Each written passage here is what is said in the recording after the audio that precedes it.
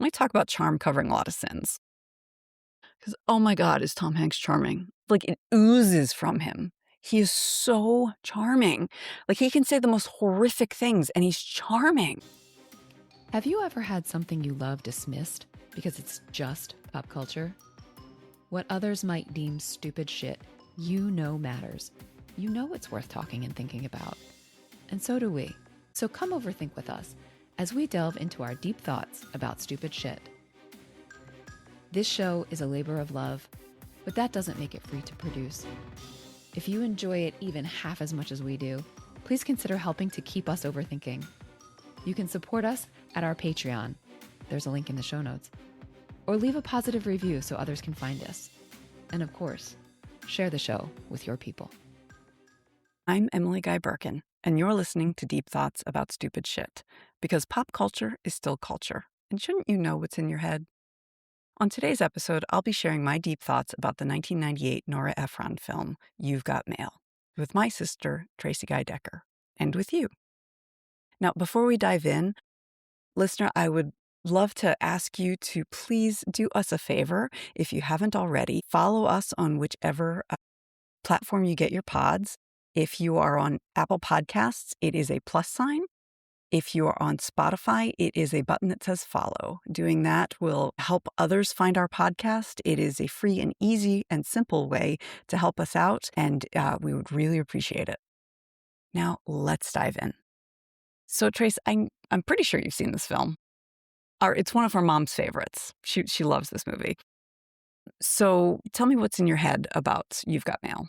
Yeah, I've seen this movie multiple times, and Tom Hanks and Meg Ryan, and like the moments that come up when I think about the movie are like when she's ill, she has a cold or something, and there's tissues everywhere, and she's like this big personality, and the moment when the reveal finally happens because they've been corresponding, and he knew who she was, but she didn't realize who he was. And so when that reveal happens and she says, I hoped it was you, which made my heart itch when I saw it in the beginning. And now when I think about it, I'm like, ew. And then like the final moment, like when one of Tom Hanks's like employees like wants to give her a job or something, or like says she'd be good as acquisitions editor or something, like somehow like making it okay, I'm putting quotes around that, about the fact that her family business was put out of business by him. So those are the moments that come up, those specific moments. But I am very familiar with the film. It's probably been 10 years since I've seen it, but I've seen it many, many times. So that's what's in my head, is those things. Like I didn't see how gross the actual like action was in the 90s. I just saw the romance, and now all I can see is the grossness of the action. So, but tell me, why are we talking about You've Got Mail today? Remember when it came out, I had an AOL email address, and I remember there were like advertisements for it on AOL, and it was a big deal. And I went to go see it, and I loved it. I think I saw it in the theater. I then, right after I finished college, I worked for Barnes & Noble, and I watched it many times in my first apartment when I was working for Barnes & Noble and feeling like, oh, I work for Fox Books. I used to describe working for Barnes & Noble as being, working for the literary branch of the evil empire. Yeah, I remember when you used to say that. And what's funny is now it feels quaint to think of Barnes & Noble as like the big baddie. The evil empire? Yeah. Because now that we have Jeff Bezos and yes, Amazon? Yes. Any brick and mortar bookstore feels like, yes, please, we want you. And then the fact that it's about bookstores, which, has always been something that I loved, was another reason why I really liked it. So it was something that I never owned it on DVD, but I remember going to the library when I lived in Columbus. I'd go to my local library and I would borrow it relatively regularly to rewatch it, even though I'd seen it so many times. And I can recall going to visit one of our aunts, and like she would be like, "Oh, I love a little romance. Let's watch You've Got Mail," even though we'd seen it so many times. Was that mom's youngest sister? Yes. Yeah. So I had fond memories of this, but I also can remember our stepfather saying, like, "How could she forgive him?" A- And at the time being like, well, but she got to do, something new, something different with her life, and she'd been worried that her life was too small, but feeling a little weird about it. So I even then I had some like complex feelings about how the whole film played out. And considering the fact that this is the fourth iteration of the same story, Oh. because it started off as a play called, I think, La Parfumerie, that is about correspondence, like pen pals between a man and a woman who don't realize that they are rivals who can't stand each other in real life. Mhm. And then the reason why Meg Ryan's character's Kathleen Kelly's store is called The Shop Around the Corner is because the 1940 version that had Jimmy Stewart was called The Shop Around the Corner. Mm. Now, Nora Ephron modernized it by giving Kathleen Kelly her own business. Mm. So in the previous iterations of it, they were rivals who worked at the same store and that sort of Mm. thing. And there are references throughout this movie of Pride and Prejudice, and so there's the like enemies to lovers like sense of the misunderstanding between Darcy and Lizzie Bennet Sure. within this. But that addition of capitalism, hmm, there's something about that, and it's very quintessentially 90s Mm. and very quintessentially Nora Ephron, which is, I think, in general, a good thing. But also, it's not exactly what we thought it was. Yeah. So I'm gonna give you a couple of postcards from the destination before I kinda remind you of the story. I'm gonna talk about capitalism and product placement because as I said, when you had an AOL email account, when you signed on to AOL, they had, like, ads for the movie in 1998 because this was really a 2-hour commercial for America Online. So, like, I'm on a theme here because my last, Yeah, your last last episode episode was was He-Man. He-Man. So I'm gonna be talking about that. I'm gonna be talking about how Nora Ephron, especially in this film, illustrates a lot of things that are true, and it takes hindsight to realize how infuriating these true things are. Mhm. I'm gonna talk about how charm, and specifically Tom Hanks's charm, covers a lot of sins. I wanna talk about the irony of the fact that this 2-hour commercial is about the destruction of a small business.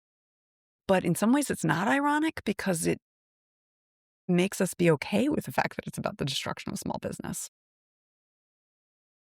I want to talk about how Nora Ephron made this film beloved, like what she did. And some of it has to do with how New York is the setting and how beautifully she uses it as the setting. And also, like, one of the things that I have always personally adored about this film is what I call indie actors. I don't know what else you'd call them, but they're not like A-list celebrities, but they're phenomenal actors. And I'm thinking specifically Parker Posey and Steve Zahn. But also, I would add Greg Kinnear to that, who are in this film, which was a major success. But even prior to this and even after this, they were not necessarily in these big budget films, which I don't know if there's a big budget, but big studio films. So I want to talk also about the internet and like how it has changed and like how quaint things are watching this. And that kind of ties into romance via correspondence as well. So those are some of the things that I want to talk about in this episode. I'm probably not going to be able to get to all of it. So, just to remind you of what this film is about, it is autumn in New York. We meet Kathleen Kelly. She is in a relationship with a writer for I don't remember which newspaper, but he's a columnist named Frank, played by Greg Kinnear. Kathleen Kelly's played by Meg Ryan. They don't live together, but they practically do. Like we see him at her apartment all the time. He is getting up and leaving, and we see her kind of like checking, make sure he's gone before she checks her email because she is looking for an email from her email pen pal, NY152. She is shop girl. And so it is established that she has this long running correspondence that is sort of almost not quite an emotional affair via email. And so we see a little bit of their correspondence back and forth. We then see that the person behind NY152, who lives at 152, that's his address, and they're both in the Upper West Side of Manhattan, is Joe Fox, played by Tom Hanks. And we see them both starting their day, and they keep missing each other. They're walking, similar paths. They both stop at Starbucks and just miss each other. They're both walking down the same street at different times, just barely missing each other. Kathleen has a small independent children's bookstore called The Shop Around the Corner that was started by her mother 42 years before. Cecilia was her mother's name. And her mother has passed away. We don't know how long ago her mother's been gone, but it seems like at least a decade. And she has, it seems like 3 employees. There's her accountant, Bertie, played by Jean Stapleton. And then there's George, played by Steve Zahn. And I think Kate is the young woman who is in college, who works there part-time.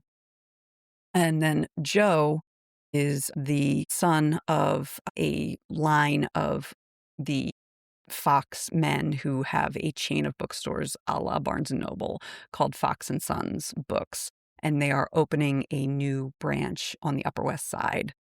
And we see Joe with his father, played by Dabney Coleman, and his grandfather, who an old man, talking about they're expecting protests, and Dabney Coleman starts saying like, "Oh, the liberal latte sipping," and like this whole thing. And Joe says, "Readers, Dad," and Dabney Coleman says, "Don't romanticize them, son." So we get a sense of like kind of the cutthroat nature of Fox and Sons books. Joe is also in a relationship with a woman named Patricia, played by Parker Posey, who he describes as making coffee nervous. So that is the setup. Kathleen and Joe correspond almost daily.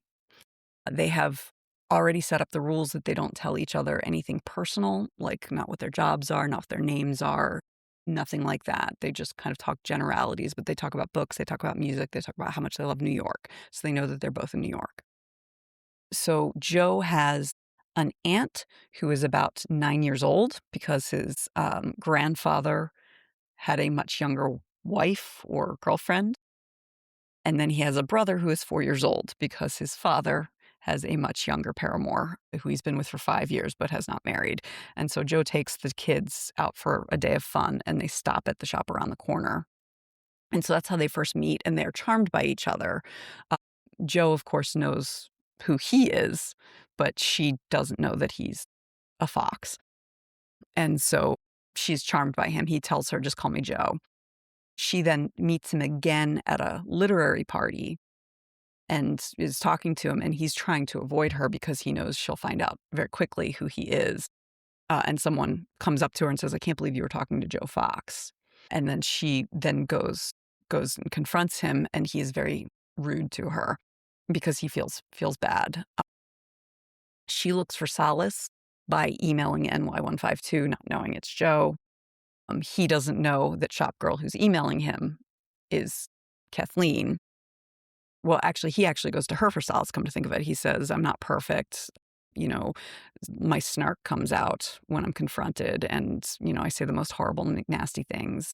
And she says, "Actually, when I'm confronted, I freeze and I can't think of anything to say."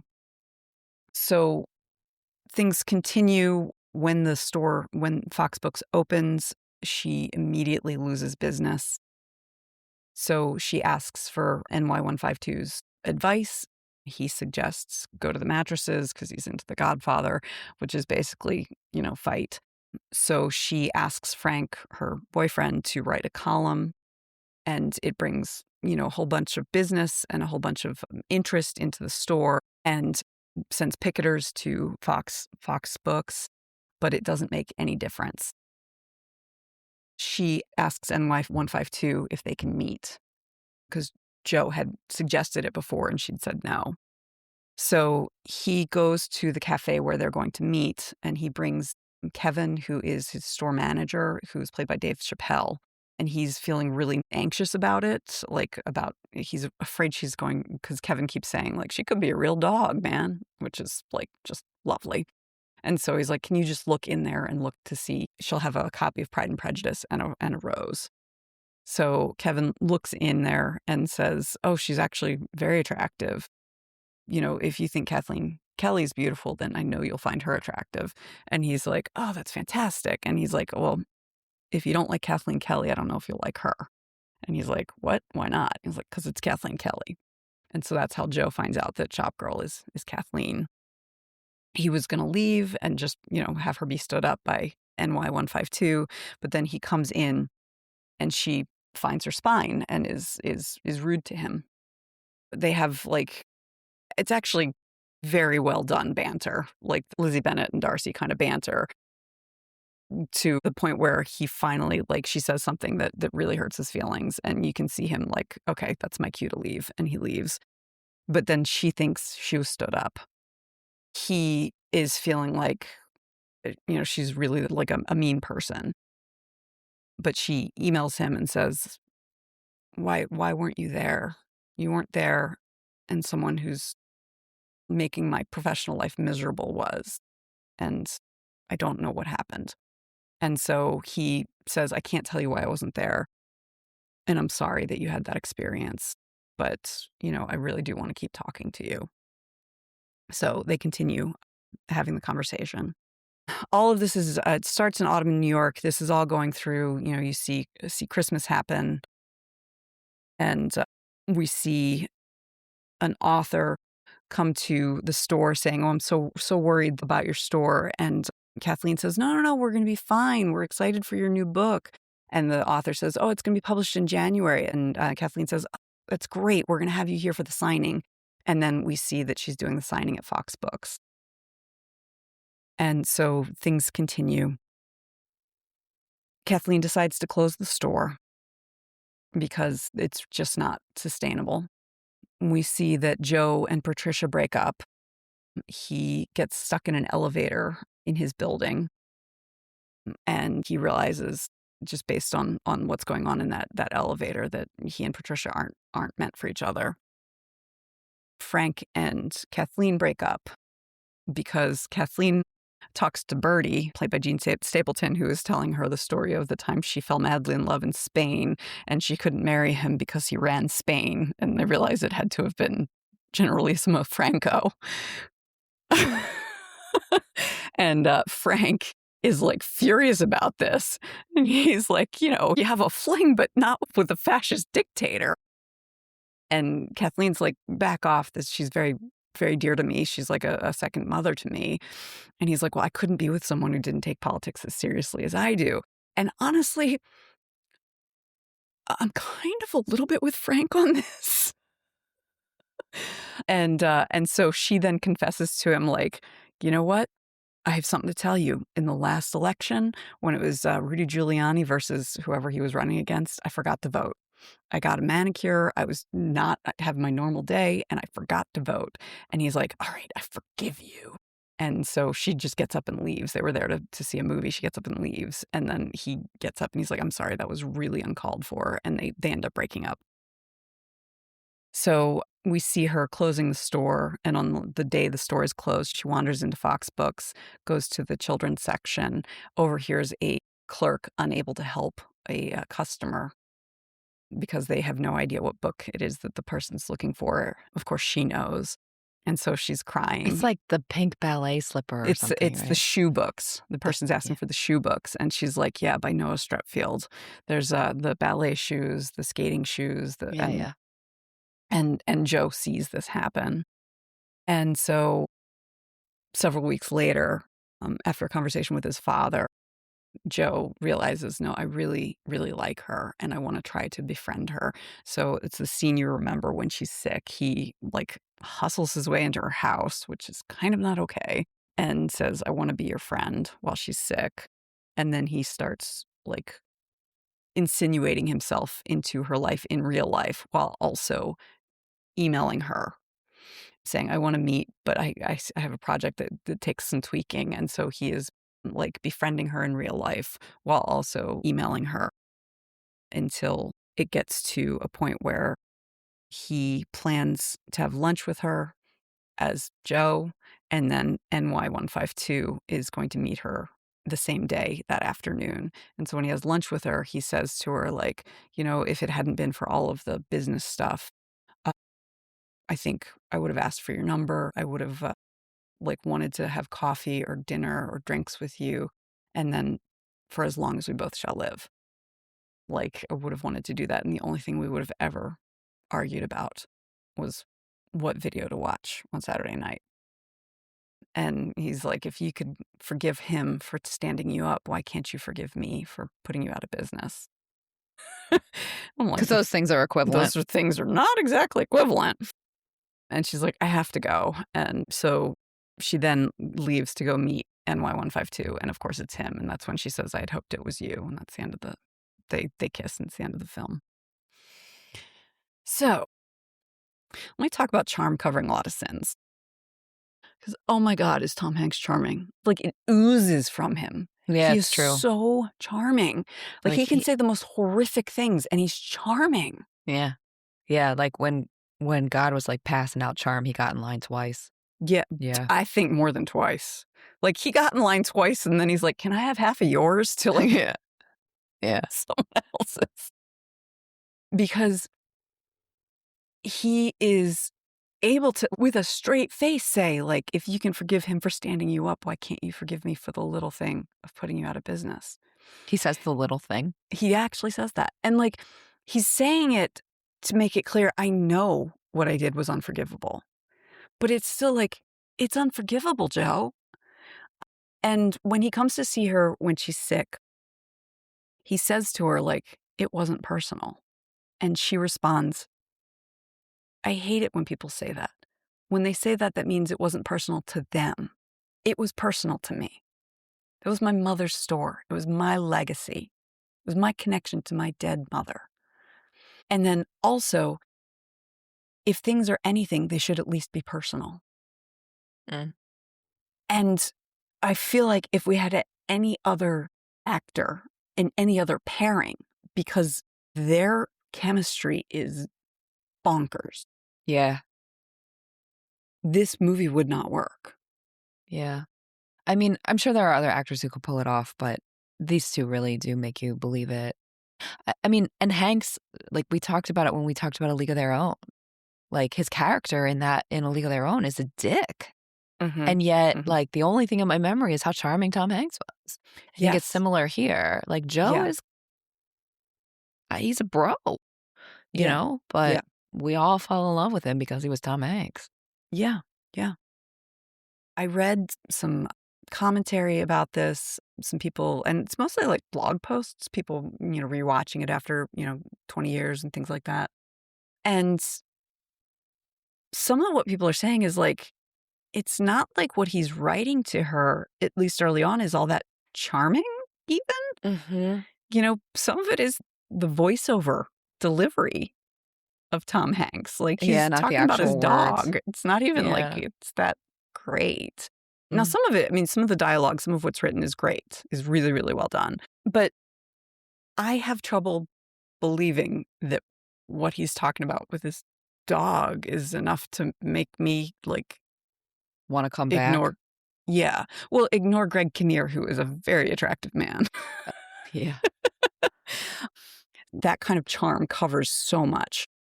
It's also other aspect, and this was, I read it on LitHub, and I'll include it in the show notes. Someone else was saying, like, while he is a bro in this, and this is all like, they're cast as like, this big bad capitalism, they're still in books. That's not to say that, like, when Barnes& and Noble would come in and put out independent bookstores. That's really not okay. But it's not as if Barnes& and Noble is Walmart Mm, or Amazon. mm. And this LitHub essay that I was reading was saying, like, Barnes& and Noble doesn't make this, like, the ginormous profit like Like Amazon Walmart, does. yeah, or Amazon does. And you probably remember me talking about this.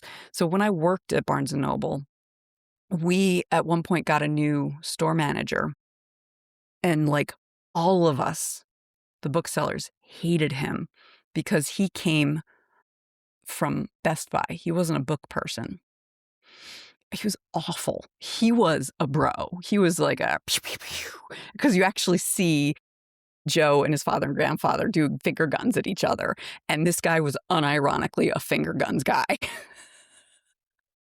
And so that's a like a tension as well, is like, because they are like delighted that a small bookstore has gone out of business.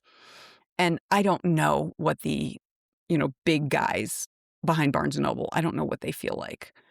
But I know the like store manager level did not feel good about that when Right. small bookstores, independent Right. bookstores went out of business. Because they love bookstores, right? Unlike your Because they Best love, Buy guy who saw yeah, books only as a product, yes, not as a container for what, for wonder, story and yeah, wonder and yeah, exploration. yeah. And so like you don't come to own branches of book superstores if you don't love books. I mean, unless you acquire them, but I guess then they're not called Fox and Sons. Yeah, yeah. That's more of a side issue, but like that kind of gets to like the weirdness of Barnes& and Noble being the big bad. Mhm, It's effective, but it is a little weird. mhm. So, with charm covering a lot of sins, I want to talk about how Nora Ephron illustrates things that are true, especially about womanhood. So, do you recall after Kathleen learns that Joe, just call me Joe, is Joe Fox, and they start noticing each other in the neighborhood all the time? And there's a point where she's shopping at a grocery store and like she realizes he's there and she's trying to avoid him. And so because she's so distracted by him being there, she gets into a cash only line and she doesn't have cash to check out. And it's not until, because she keeps doing this, it's not until she's ready to pay and she tries to give a credit card that she realizes she's in a cash only line. And the cashier is like getting frustrated with her, as are everyone in the line behind her. Mhm. Does this sound familiar at all? Vaguely. Does Joe pay So, for her well, Joe shows groceries? up. He's like, do you need some money? And she's like, no, of course I don't need money. But everyone's like, get in a different line, get in a different line. Joe comes in and the cashier's name is Rose and she's got a name tag on and he starts charming her. He's like, do you need some money? And Kathleen's, no, of course I don't need money, because she doesn't want to take money from him. Yeah. And he's like, Rose, that's a great name. Rose, you've got a credit card machine right here. Do you think you could maybe just break the rules just one time for my friend here? And like this is also it's a Visa product placement because he holds up the credit card so you can Mhm. see the logo. Can you just maybe just one time for this? And so she starts like smiling because it's the charm of Tom Tom Hanks. Hanks. Mhm. And he's like, just the one time, just zip zip.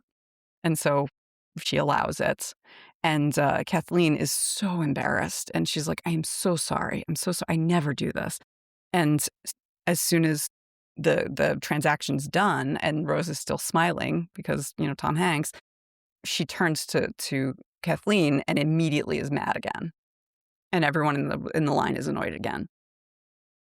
And in the moment, like when I saw this in 98, and since I was just thinking about like, Joe is so charming, you're thinking he can talk his way into or out of anything. But on this rewatch, I'm sitting there thinking like the woman doesn't, Rose. no, no, no, as in Kathleen. Oh, So Kathleen. a man can break the rules and he is rewarded with smiles. But the woman breaking the rules is still the villain. Mhm. And we don't see this as like this really embarrassing moment for Kathleen as anything other than like Joe's being a good guy. Mhm. He came to her rescue. He's using his charm for good. As opposed to critiquing the actual moment itself. Yes. Yeah. And how this is like this impossible bind that Kathleen was in. Yeah. Because, it's understandable that she was distracted because she's like, oh, I do not want to deal with this guy. And now I'm dealing with this guy. Mhm. And And now, it's way worse than if she had just said hello. yeah, Yeah. yeah. And so this is what I meant when I said Nora Ephron illustrates things that are true, and it takes time for us to realize how infuriating they are. Mhm. Because all of that is like it's reality. Mhm. It's reality that's if there's a man you're trying to avoid, like it ends up making a worse situation, Mhm. oftentimes for women. Whereas, and just saw it, but I can't remember if he's trying to avoid her too or not. But as soon as he sees she's in trouble, he's like about it. Mhm. So like she can't get out of that grocery store without being embarrassed unless she abandons her cart and just leaves. Mhm. And we're left feeling warm and fuzzy about Him. him in the same way that Rose the cashier is left feeling warm and fuzzy about him, where she's treated like an asshole by everyone in the line and by the cashier Mhm. when she just didn't want to deal with this asshole. Mhm. It's fascinating because Nora Ephron was so savvy. Like she was so savvy about the realities of the cost of womanhood. She was so savvy about the realities of the sexual politics and the dynamics of navigating the world as a woman. And she showed us those realities, but she put it in candy coating. Mm. I'm not sure that's the right metaphor. She showed us without indictment Mhm. of anyone. Mm. And I think that's a little different than candy coating. And that's why we didn't see it. Because she just showed us like, this is what happens. Mm. And she didn't go like, isn't that shitty? Yeah, but Like, I do feel like we're that scene we're left to think like Joe's a good guy. That's why I say candy yeah, coating. yeah, maybe. Yeah, maybe. When I used to watch it, I would smile at Joe Along with Rose. along with Rose. Mhm. Although I definitely related to Kathleen in that moment. Mhm. But it's Tom Hanks. He's the candy coating. Yeah. I don't know, there's something, and I don't know that we have time to pull this apart here, but I think there's something really interesting about what Efron does by sort of showing us this very embarrassing moment, and I think we're meant to relate to Kathleen. And so we have a moment of, like, resonance because we've experienced that, and so we don't indict any of it because 'cause we're like, "Yeah, that happens, that's real." Mhm, mhm, You mhm. know what I mean? And it's almost like we're too close to it to realize how infuriating it is. I think Mhm, that's kind of what you were getting at when you say that Efron illustrates what's true, mhm. and then it takes a while for us. I mean, I feel like that was true of the whole friggin' movie Yeah, yeah. about the small business being put out of business. Like, we're watching and we're like, "Yeah, that's real. That Mhm, happens." And so there's a resonance with reality that feels satisfying.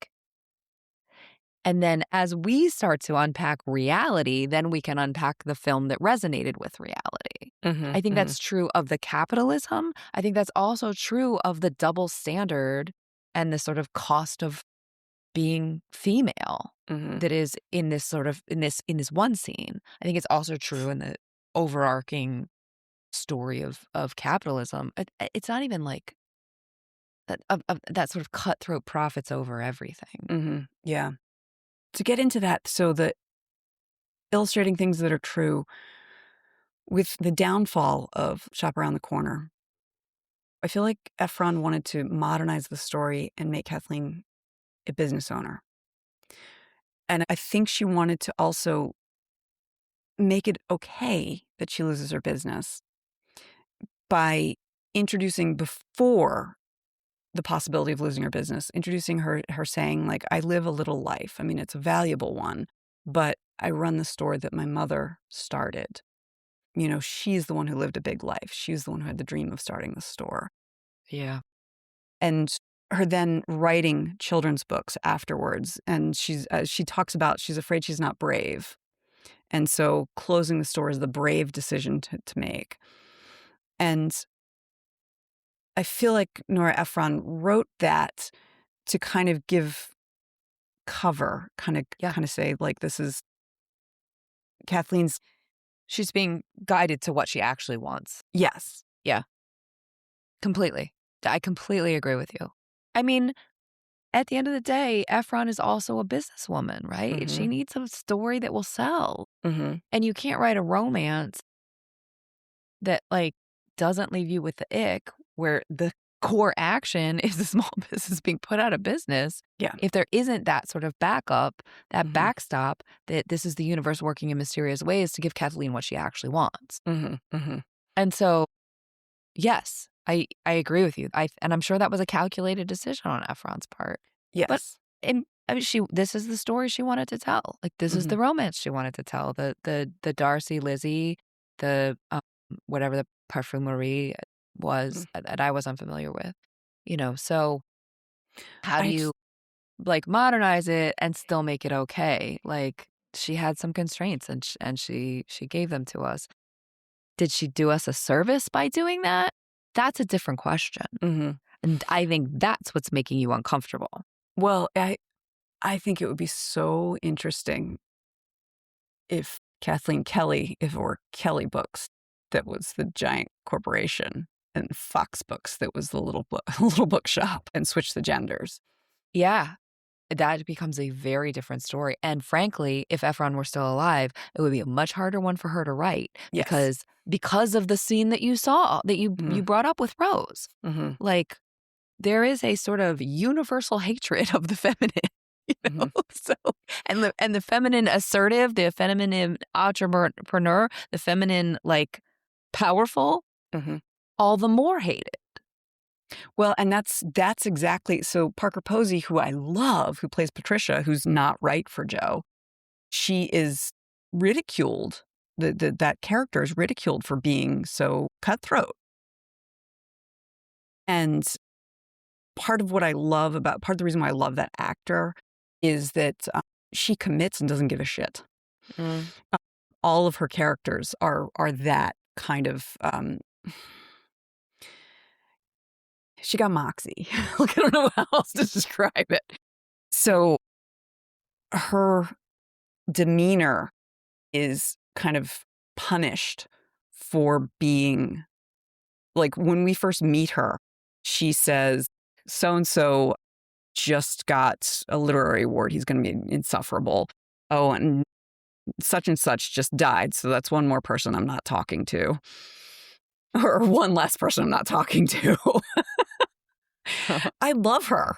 She is completely oblivious. And that's also kind of fabulous.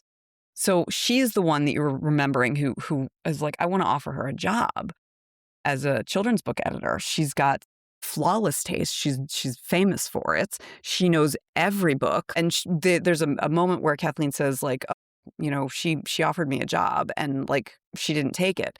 And the thing is, like, that would be a better position for Kathleen to be in financially than writing books. Yeah. Yeah. Ask me how I know that.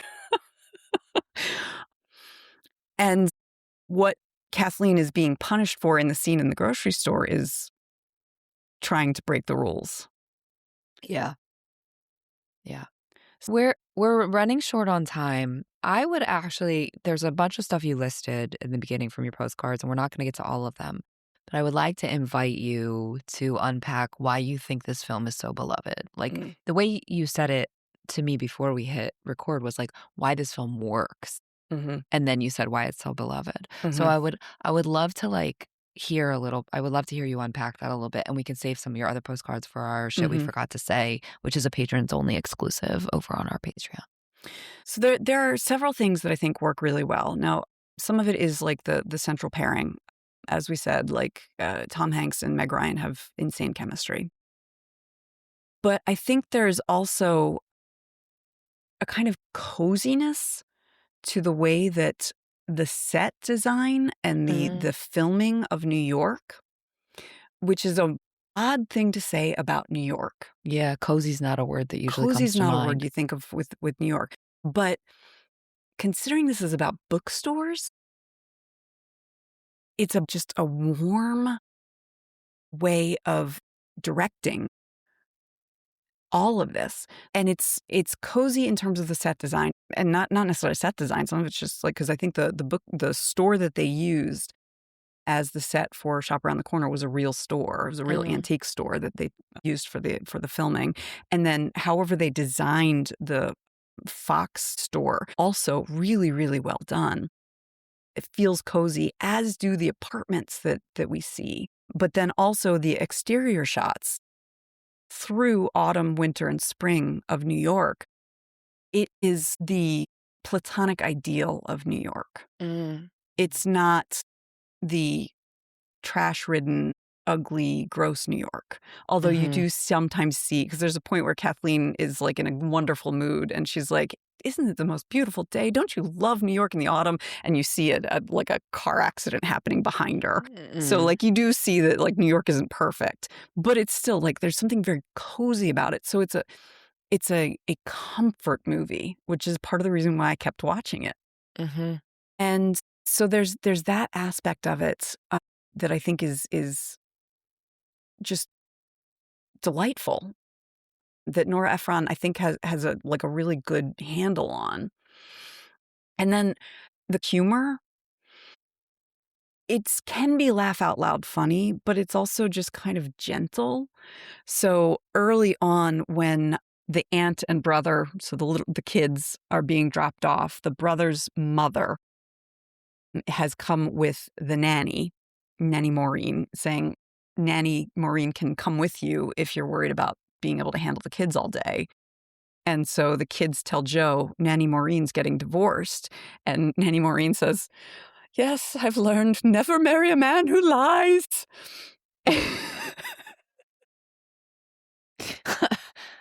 This is bizarre. And Joe turns to Annabelle, his aunt, and says, "It's a good thing to remember." Although he should also mention it to little Matt as well, just in case. So, like, little moments like that where it's just like, it takes its time. Mm. Although that also sets up a joke later on because Matthew's mother, the little boy's mother, ends up leaving Joe's father for Nanny Maureen. Oh. And you kind of see when they get interested in each other. So, like, that's a little running joke in the background. So there's these kind of little moments are also just like there there was a book that I read called Between by L.L. Starling that is like 750 pages, and if it were traditionally published, it would have been cut down to probably 350 pages. But I adore it as it is, and the way that I recommend it is, like, if you are looking for a book where each scene builds upon the last to an inevitable conclusion, this is not the book for you. But if you are willing to let the writer take you on, like, different trails and pathways, Side quest. side quests that are delightful, take this and let the author take you by the hand. And you think that that's what this movie's like? A little bit. Like, I Like, think we get Efron's wit through we these get little side Ephron's things. wit through these side things. Like, she is, and part of it is because, like, she was at the top of her game, and there are not that many women directors, but she was Nora frickin' Ephron, and no one was gonna be telling her what to do. Did she direct it as She well? did, yes. Oh. She takes her time and she, like, settles in to the scenes. Like, nothing is forced. It's like a comfortable cardigan. Mm. So I'm hearing that it's about the pacing, Mhm. it's about the wit Mhm. and the humor. You didn't mention my favorite thing, which this movie has in spades, which is dramatic irony. Oh, yes. Because we have dramatic irony from the beginning. We, the viewer, know that Kathleen is shop girl and Joe is NY152. Like, we know that from the very beginning, right? And then we know that Joe knows that Kathleen is shop girl and Kathleen doesn't know. Like, Mhm. and so there's like dramatic irony, like layers of it throughout Mhm. this film that I know I'm not alone in Mhm. finding that kind of sort of insider knowledge, if you will. Like, I don't know if that's the right word. I don't know if insider is the right word. It's almost like an omnipotence Mhm. that because It's delicious. it really is. Because, we completely relate with Kathleen. Like, there's a self-insert there, but we know more than she knows. And so there's like a satisfaction in that feels safe, Mhm. right? Because part of what is unsafe, not literally physically dangerous, but, emotionally unsafe for Kathleen is the fact that she doesn't know that Joe is NY152. We do know. Mhm. So we have sort of a certain degree of safety in that. I think that all the things you named, the chemistry between the two leads, the wit, the pacing, the writing is amazing, the direction is comfortable, and the dramatic irony is very satisfying. Mhm. Yeah. Yeah. I do wanna talk about, before we finish up, it's kind of irony, but it's kind of not. The irony of the fact that this film is about the destruction of a small business, and it's a 2-hour commercial for America Online, and it is full of product placement. There's Starbucks, there's Visa, there's, Apple computers. I say it's kind of irony because it's not, because she ends up with the multimillionaire, like, it's okay that she lost her business. Like, the destruction of the small business is not a big deal, and so, like, It's only as bad as being stood up, apparently. yes, yes. It's so odd that this film sort of glances at it, flicks at, like, capitalism is bad. Capitalism destroys these institutions, these neighborhood institutions. Capitalism does not have the deep knowledge of neighborhoods, does not have deep knowledge of literature. Uh, So it flicks at that. But at the same time, like, this is the movie that capitalism built. And, you know, Kathleen embraces capitalism pretty much. Like, Well, I mean, let's be clear. She is also at least a yes, merchant. I mean, she she's owns a a merchant. business. Like, and we don't need to get into the actual definitions of mercantilism versus capitalism, but the pursuit of profit, right? Like, the pursuit of profit is more precise. What is sort of the big bad here? Well, late stage capitalism, let's put it that way. Yeah, yeah, yeah. And it's interesting, like, that you kind of name like irony, but not irony, because there's a degree to which, and I don't know where Ephron would have fallen out on this, but there's a degree to which it's like so inevitable that like Kathleen is like forced to embrace it or die, Mhm, in the same way that the closure of the shop around the corner was inevitable from the mhm, start of this movie. mhm, Like, Kathleen doesn't have a choice. If she wants to keep going, she has to embrace it. Like, in the same way that like you're a finance writer and you always tell me money is a delusion. It's a shared delusion. It doesn't actually exist. And I believe you, but I can't opt out of the delusion well, that's because I still have yes. to live in the world. Mhm, And so I think that like is a parallel kind of a structure here that mhm, like ultimately like yeah, it's a shared delusion, but you got to live in the world in which everyone else is delusional, so you got to mhm, go along with it. The mhm. same thing with this late stage capitalism. Well, it's that the film is almost trying to critique that, Right. It comes right to the edge of critique and then doesn't.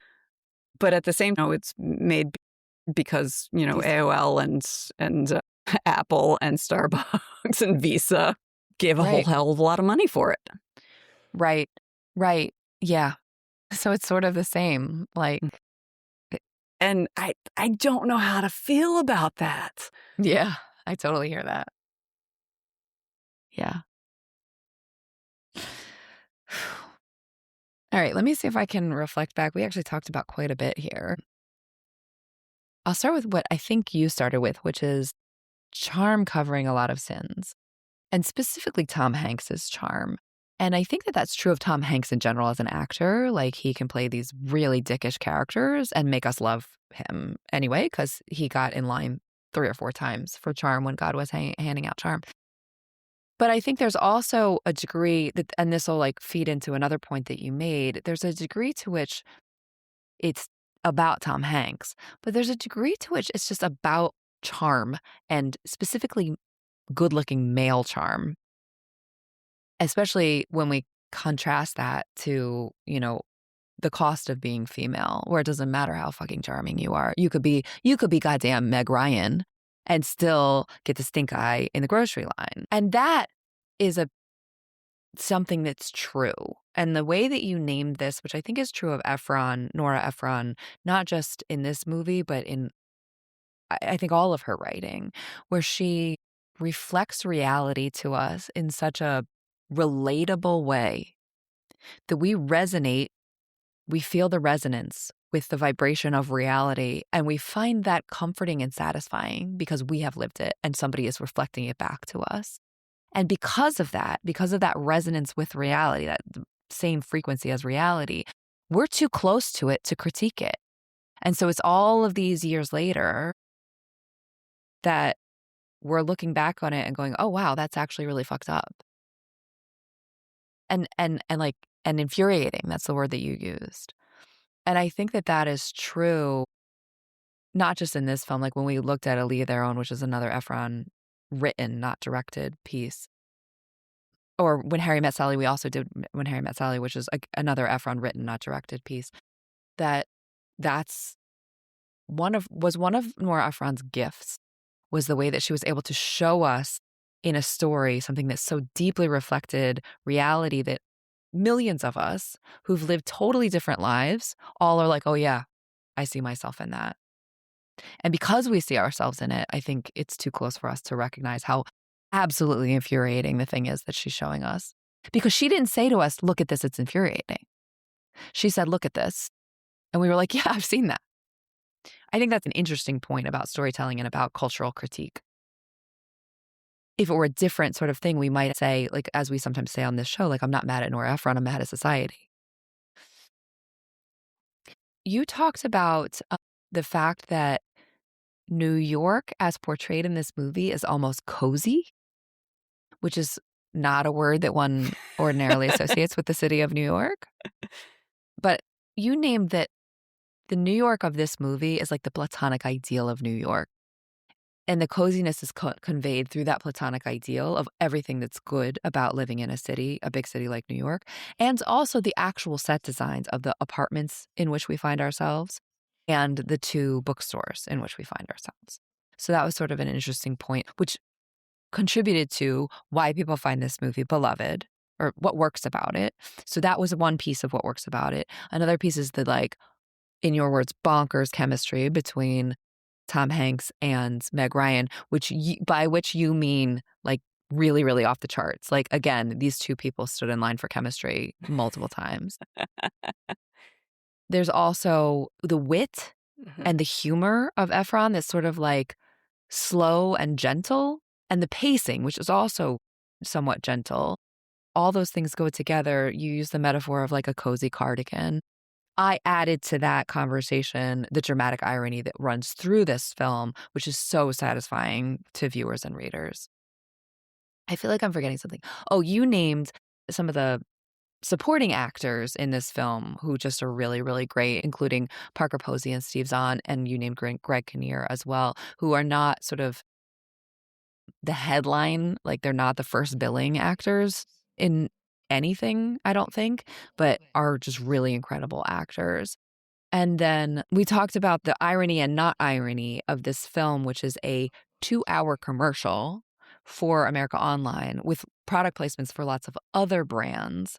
That's about the destruction of small businesses, but is also like a major, studio motion picture and is itself a product. And that led to us having a conversation about the fact that sort of, yeah, it's late stage capitalism, but you gotta keep going. Like money's a delusion, but we're all sharing the delusion and you gotta live in the world. And maybe there's a certain extent to which Ephron was doing that.